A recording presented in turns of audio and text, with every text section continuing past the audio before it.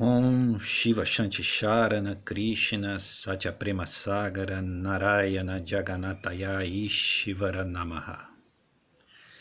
Amados irmãos, amadas irmãs em divina essência, que possamos nos manter ancorados na luz do nosso ser de luz, sob a mentoria dos mestres do amor-sabedoria, na expansão contínua da consciência crística, na observância de vida simples, coração puro, pensamento elevado, semeando e colhendo flores de paz e luz nos caminhos para Deus.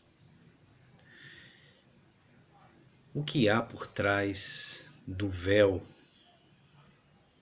das ilusões, né, que são este mundo material? O que há por trás do véu? Aí nós partimos de um pressuposto de que existe um véu encobrindo uma verdadeira realidade em detrimento dessa realidade perceptível que não é verdadeira, não é real.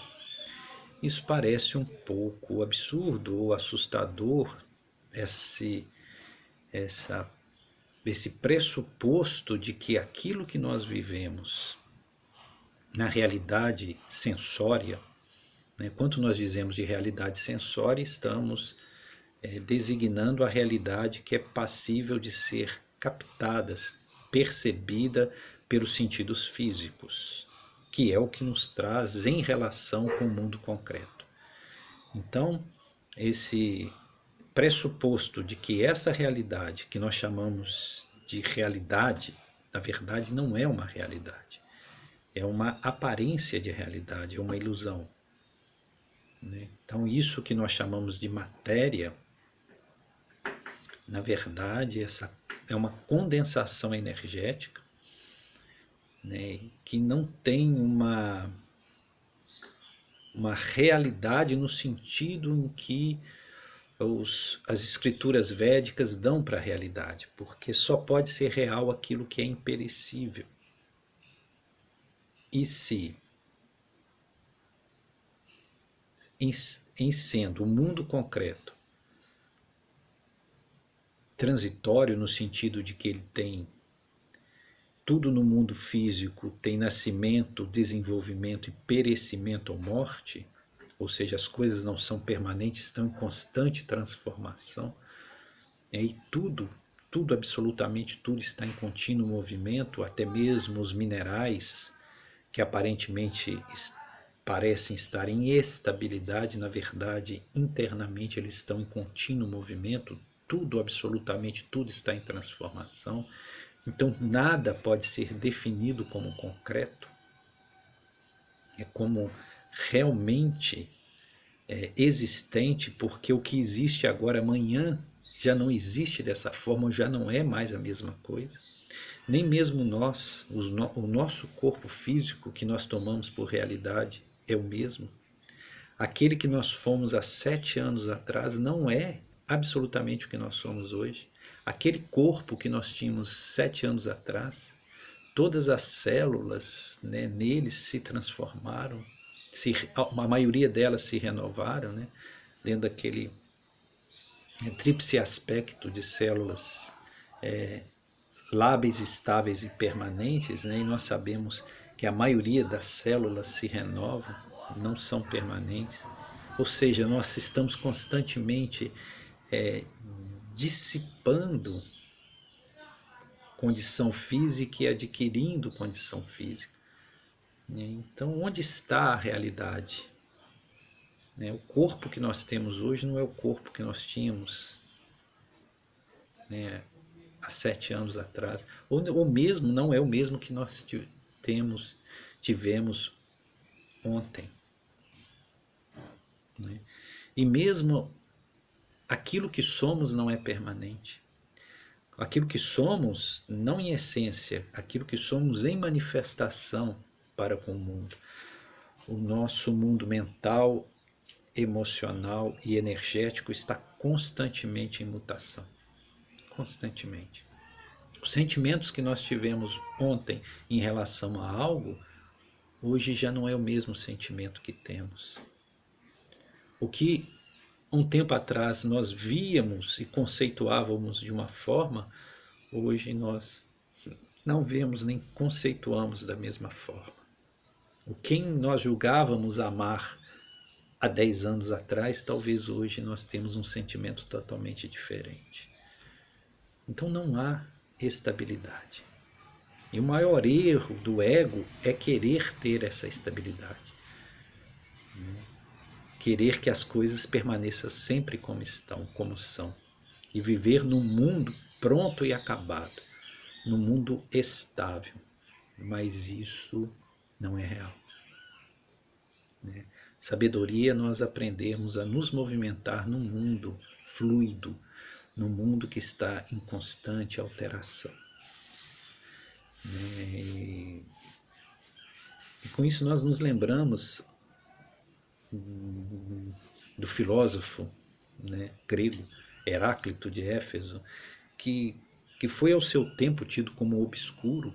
Aliás, Aristóteles disse que ele era muito obscuro para ser um filósofo, mas ele percebia as coisas de uma forma muito mais profunda. E ele tinha essa percepção espiritual. Se Heráclito de Éfeso tivesse nascido na cultura oriental, do yoga, da Índia, ele seria um grande rishi. Ele seria como um Chankaracharya. Mas como ele nasceu num pensamento grego, e os gregos que estavam formatando, particularmente a posteriori de Sócrates, quer dizer, os pós-socráticos, uma forma de ver o mundo como algo explicável e pronto, não poderiam entender um pensamento de Heráclito. E Heráclito costumava dizer que ninguém pode atravessar o mesmo rio 2 vezes. Ninguém atravessa um rio 2 vezes. Por quê? Porque o rio não será mais o mesmo. As águas do rio estão correndo. Então aquilo que você vê naquele momento, no momento seguinte, não é a mesma coisa. Aquelas águas que estavam ali já seguiram. São outras águas que chegam. Então é um fluxo constante. Então o rio nunca é o mesmo. Você não tem como tocar o mesmo rio 2 vezes. Porque quando você tocar novamente já é outro rio, porque são outras águas. E nem mesmo aquele que toca o rio é o mesmo. Porque nós mesmos, assim como rios, estamos em constante fluxo. Então não se pode atravessar o mesmo rio 2 vezes. Isso mostra que aquilo que nós vivemos e entendemos como realidade, na verdade, é um fluxo contínuo, energético, em mutação constante, sem qualquer estabilidade. É impermanente. E aquilo que é impermanente não pode ser real. Então, isso é o que nós temos como percepção direta. Mas existe uma outra realidade além dessa realidade? Esse é o grande ponto. Porque a maioria de nós encarna nesse mundo, vive experiências no mundo físico, mas nunca percebe algo além deste mundo. Nós somos prisioneiros conscienciais do plano da matéria. É isso que nos faz pobres. É isso que nos traz sofrimento. Então a pergunta é, existe algo além deste véu? Que esse véu de ilusão? Ou melhor, existe algo encoberto por um véu que não é acessível à nossa percepção, além deste mundo? Existe esse véu? Sim. Existe um véu que encobre as realidades suprafísicas. Existe uma outra realidade que não é esta. Muitos a isso chamam de mundo espiritual, ou outras dimensões suprafísicas. E ao que podemos constatar, e é ali que está a verdadeira realidade, né? E não no mundo da transitoriedade. Então, o que há além do véu? E como nós podemos perceber essas dimensões suprassensórias, ou extrafísicas, ou metafísicas, como quisermos chamar. Obviamente que não é pelos sentidos físicos e nem é pela mente racional. A mente racional aqui, ela só atrapalha. Porque a mente racional, ela é lógica. Ela é uma aparelhagem para lidarmos com o mundo concreto. Muito útil, que nós devemos agradecer muito por elas. Mas ela tem um limite. Ela é muito eficaz para nós lidarmos com projetos no mundo físico. Para nós nos situarmos e trabalharmos no mundo físico. Mas essa mente racional e lógica, para a percepção de mundos sutis, ela não traz a eficácia, ela não é capaz de perceber. Então nós temos que aguçar, desenvolver sentidos mais refinados. Procurar caminhos que não sejam do racionalismo mecânico, concreto. Abrirmos para os aspectos da intuição, por exemplo. E perceber o que há do outro lado do véu. Porque de fato há. O mundo não se restringe àquilo que percebemos, à realidade. Aliás, isso aqui é a pequena parte, isso é uma insignificância em relação ao todo.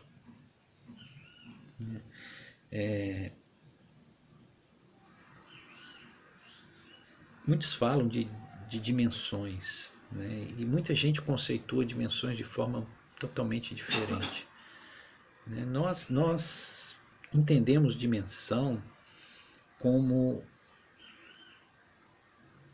o plano vibracional.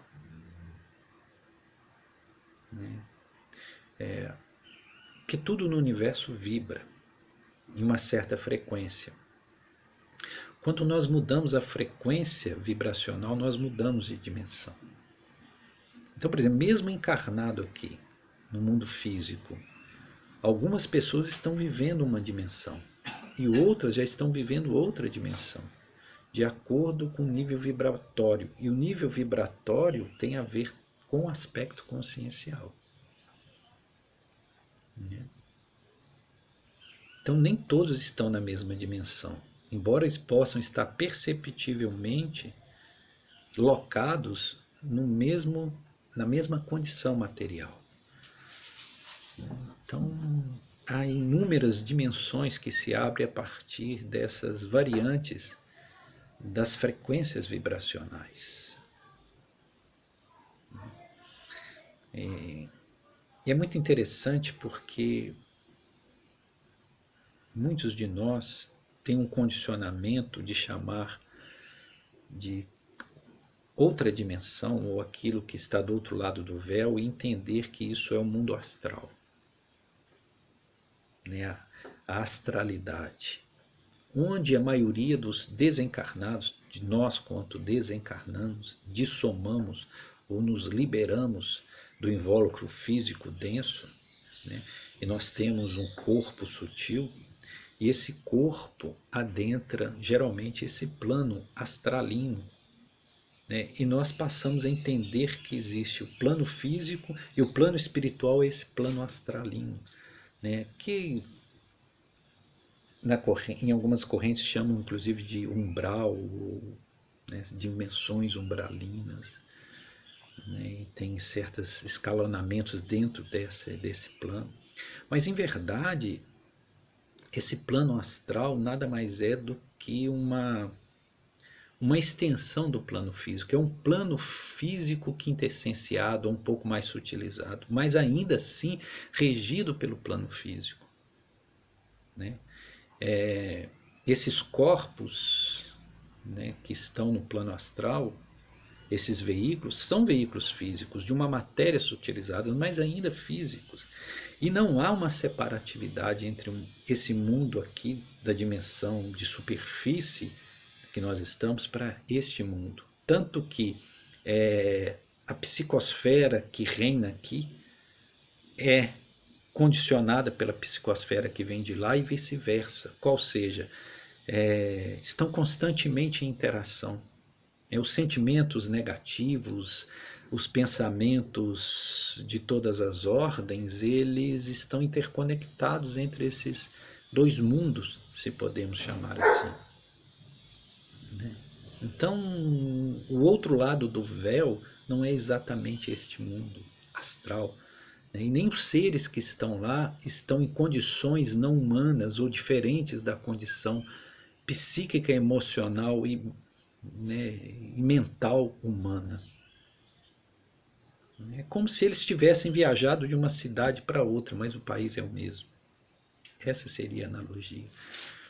Né? Então, quando nós falamos de mentoria, né, às vezes nós buscamos uma compreensão de que essas pessoas do mundo astral vêm nos orientar espiritualmente, mas a maioria das vezes eles não têm muito mais do que nós temos. Ou às vezes estão em graus de obscuridade ou de ilusão, ou envolvidos por Maya, tanto quanto nós estamos. Né? E os mestres do amor-sabedoria, eles não estão no plano astral. Eles estão no plano etéreo. O plano etéreo ele já está fora dessas regências, né, dessa psicosfera densa planetária que inclui o plano de superfície, esse plano intraterreno, ou esse plano das dimensões que estão ainda vibrando no condicionamento da Terra, né? Mas o plano etéreo é diferente. Ele já é uma outra realidade. Né? E os mestres, né, do amor-sabedoria, eles são, né, nós podemos chamá-los também de mestres ascensionados, se quisermos, né? Ou algumas escolas chamam eles de muitos nomes, né? Os Elohims, enfim, isso depende muito da semântica. Eles estão em uma outra dimensão. Né? E é interessante que os seres etéreos ou na dimensão etérea, eles não são passíveis de contato pelo processo da mediunidade como nós entendemos. O que se acessa pela essa mediunidade como nós entendemos são os seres do plano astral.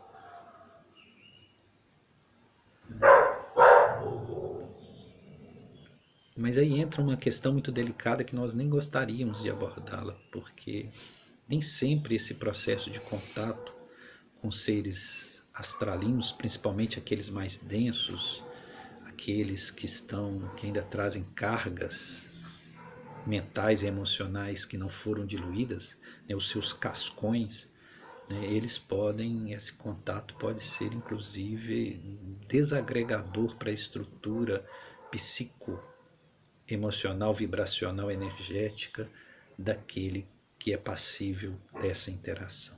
Mas disso nós não gostaríamos de adentrar nesse campo, por ser ele muito delicado e susceptível a gerar certos milindres. Mas o fato é que a mentoria deveria ser a real mentoria, ela vem de seres, né, desse plano etéreo, né, porque eles estão dentro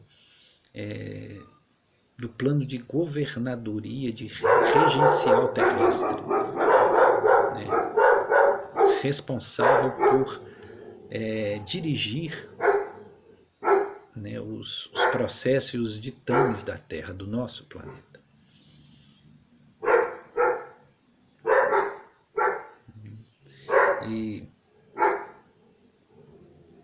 E o acesso a eles, ou conexão com eles vem de uma percepção intramental, se assim nós podemos colocar. Isso de fato é a mentoria.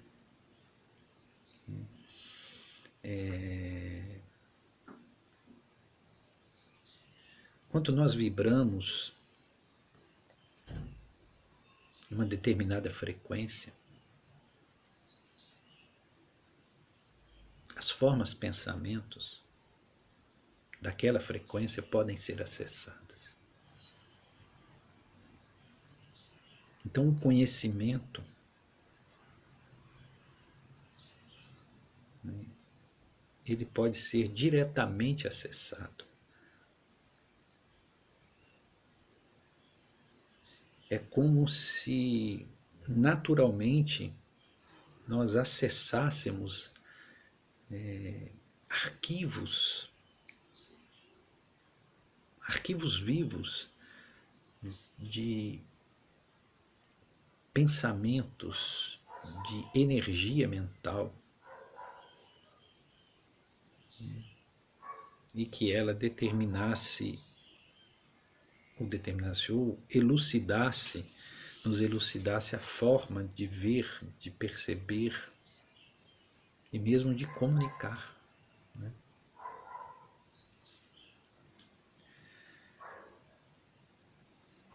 Mas o que para nós, né, é importante é nós termos a consciência de que isso que nós vivemos não é a realidade de fato. Que a verdadeira vida não acontece, não é aqui nesse mundo. Nós somos hóspedes desse planeta. Viemos para cá para passar alguns dias ao longo de 70 anos, 80 anos, não importa. Alguns dias, isso são apenas alguns dias. Nós nos hospedamos aqui como se fosse um hotel, né? E depois nós vamos embora. Ficar preso a esse mundo não é algo desejável, espiritualmente falando. Mesmo quando desencarnamos, ficar preso à psicosfera terrestre não é algo almejável.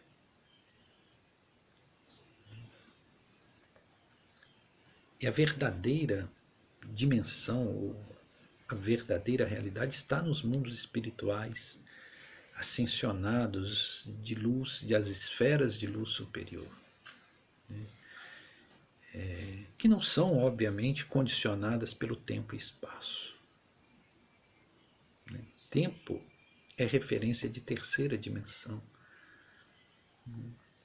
Quando nós entramos na quarta dimensão, nós já não temos mais o condicionamento temporal.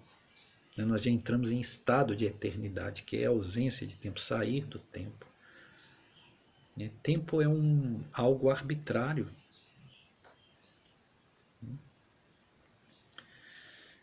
Então, quando nós abrimos, né, os nossos olhos espirituais e percebemos a ilusão desse mundo, que é Maya, né, que os hindus chamam de Maya, e sentimos que existe uma outra realidade,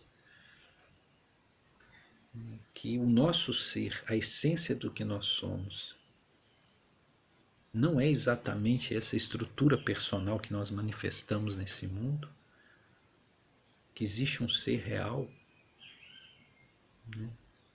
E que essa mente agitada, este macaco louco que fica o dia inteiro pulando de um galho para o outro, que é as nossas mentes condicionadas, ela não representa aquilo que somos, ou não é o nosso centro de consciência.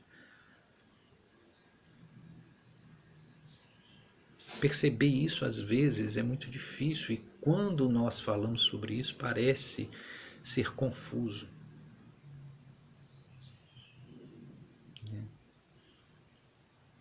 Eu gosto muito da tradição dos naguais, né? Tradição nagual dos toltecas, que ele diz das duas mentes, né? Que nós temos essa mente barulhenta, que eles chamam de mitote, né? O mitote é essa mente que fica tagarelando o tempo todo e não nos permite ouvir a verdadeira mente.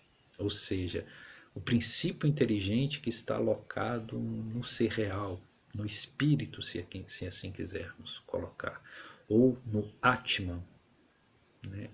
Atman, né? Dentro das injunções védicas. Então, se nós conseguirmos silenciar a nossa mente, essa mente barulhenta, nós vamos ouvir uma voz que vem do silêncio. Essa voz que vem do silêncio é a voz que vem do nosso ser real, da nossa verdadeira essência, da centelha divina que somos.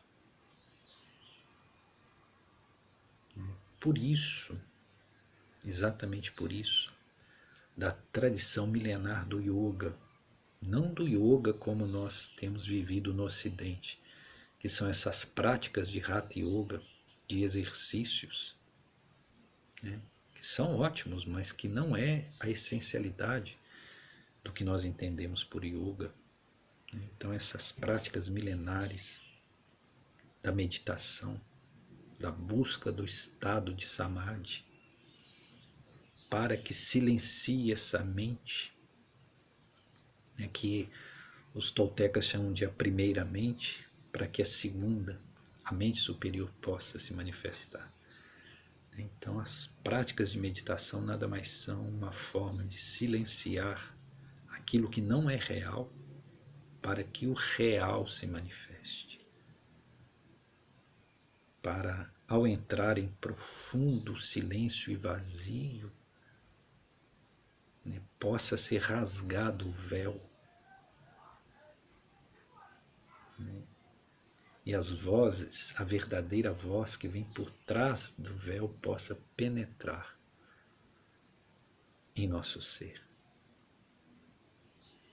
Enquanto nós nos mantivermos ancorados apenas nessa mente barulhenta, que nós não temos qualquer controle sobre ela, né, gerando sentimentos, né, criando um mundo emocional caótico,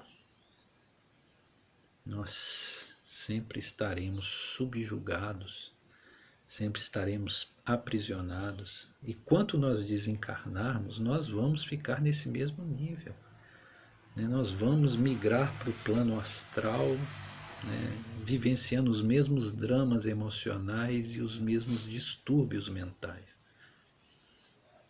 Porque a morte não modifica ninguém. Se nós queremos nos modificar, nós temos que nos modificar aqui e agora. E essa percepção, né, de silenciar o mundo externo e perceber os portais internos que nos levam a uma dimensão supra-mental, que nos insere num contexto de consciência elevada, e isso nós podemos chamar de consciência crística, entendendo que todo o trabalho do Mestre Jesus foi nos levar para este lugar, que ele chamava do reino dos céus, né, que não é um lugar físico, e sim a nossa dimensão interior. Isso é trabalho de sabedoria. Então, que possamos nos manter, né, iluminados, conduzidos e amparados por esses seres de luz, e que haja paz, e que haja bem, e que haja sempre estes caminhos que nos conduzam de volta ao lar paterno. Shiva Shambhu.